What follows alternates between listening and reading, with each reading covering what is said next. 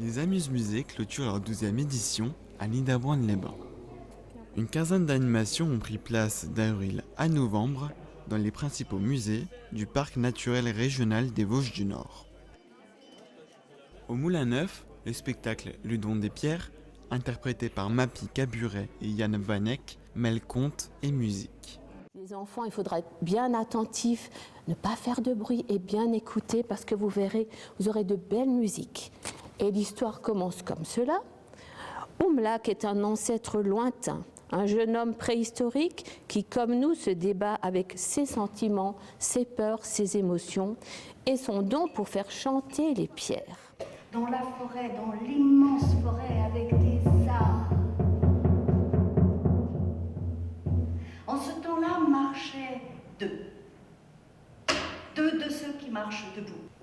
C'était peut-être un jour particulier parce que la tortue, d'habitude, elle aurait ouvert sa bouche, son bec de tortue et elle aurait mangé la pousse d'arbre.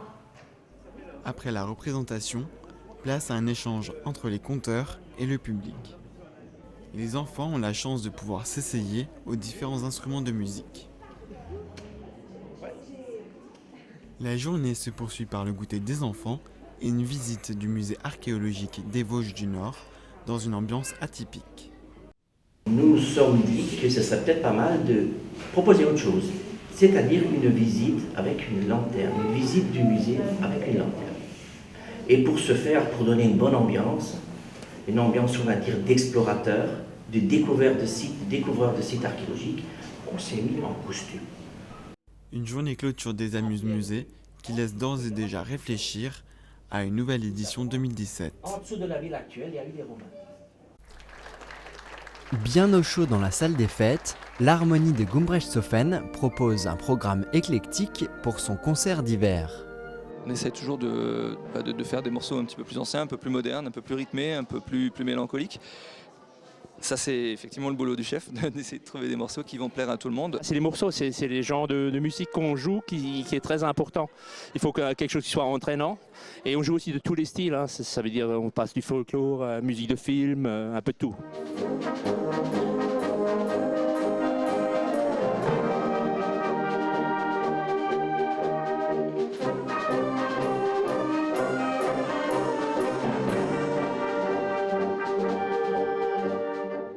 Il prépare ce concert depuis des mois. Parmi la trentaine de musiciens, beaucoup de jeunes, une fierté pour l'harmonie. Effectivement, je peux vous assurer que l'ambiance entre les jeunes, elle est plutôt sympa.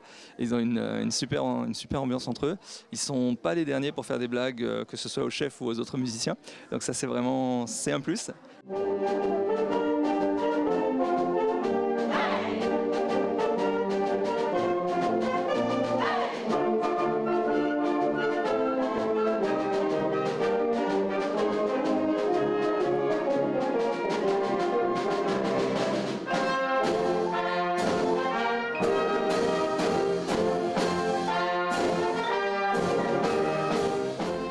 La salle pleine en redemande. Le concert n'est pas fini. Donc l'idée, c'est toujours nous faire une concert première partie. La deuxième partie, c'est on invite quelqu'un, là c'est les Bloßkumpels, et c'est eux qui animent donc la deuxième partie. On sert des tartes flambées, des knacks, et pâtisserie, café. Une note gourmande pour terminer. Le prochain concert de l'Harmonie de Gumbrechtshofen, ce sera pour le printemps, le 11 mars, à la Castine.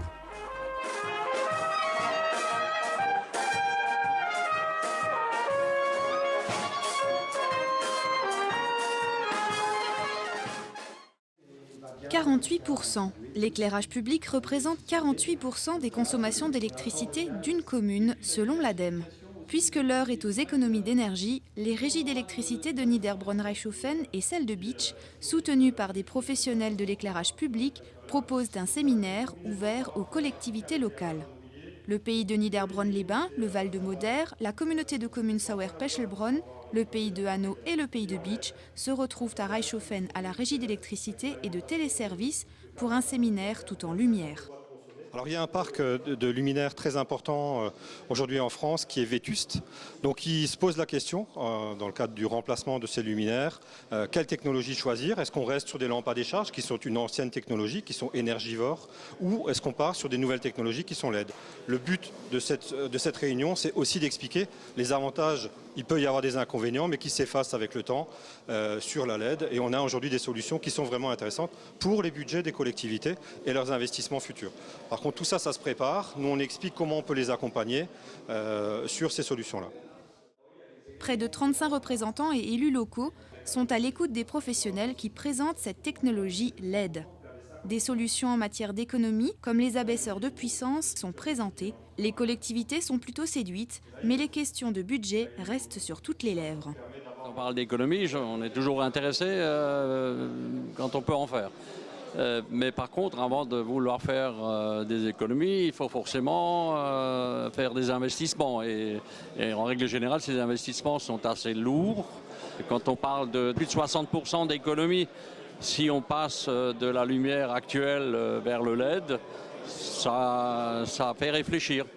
Donc c'est maintenant quelque chose qui est d'actualité et donc qu'il s'agira de reprendre. Avant la mise en œuvre d'un réel plan d'éclairage public, des études photométriques seront réalisées afin de quantifier la lumière nécessaire pour répondre à des normes.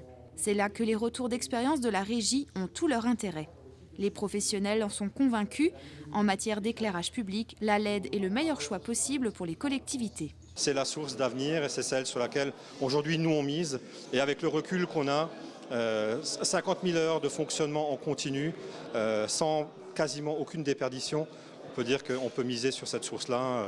On a très peu de retours de déconvenus et une belle évolution sur ces sources.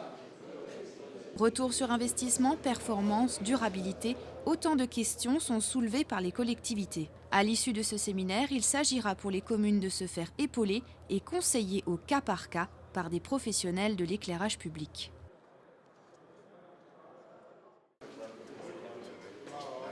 Visite officielle chez Alstom. Le ministre sénégalais des Transports, accompagné de secrétaires d'État et représentants du pays, est venu visiter tout le site de Reichshoffen. D'abord, le train fini, le ministre a même été à la manœuvre sur la ligne d'essai. Donc dans 500 mètres, il y a un portail, donc il va falloir qu'on s'arrête un peu avant. Voilà, c'est bon. Ensuite, direction les différents ateliers pour voir toute la conception du train. On a visité les différentes phases en exécution et on s'est rendu compte que la qualité y est. On s'est rendu compte que le projet qu'on a bien défini, on le retrouve dans sa conception ici au niveau de Alstom. Le projet global de train express régional du Sénégal représente 687 millions d'euros.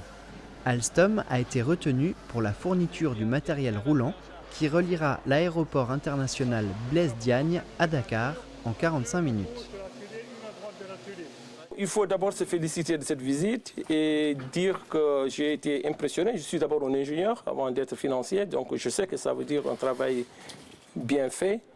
Et on voit ces salariés dans l'exécution de leurs tâches qui mettent en avant un travail bien fait.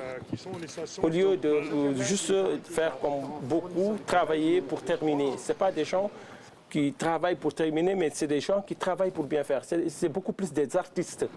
Avec le Sénégal, ce serait le premier contrat d'Alstom en Afrique subsaharienne. Nous attachons une énorme importance à pouvoir développer une relation privilégiée avec le Sénégal sur l'ensemble du système du transport. La visite se termine avec le Laboram qui permet une simulation de conduite et des tests de commande électronique du train. L'entreprise est même capable de savoir où se trouvent les trains et d'anticiper leur maintenance. Prochainement, le président du Sénégal, Macky Sall, devrait lui aussi venir visiter le site de Reichshoffen. La future commande espérée concernerait 15 trains Coradia.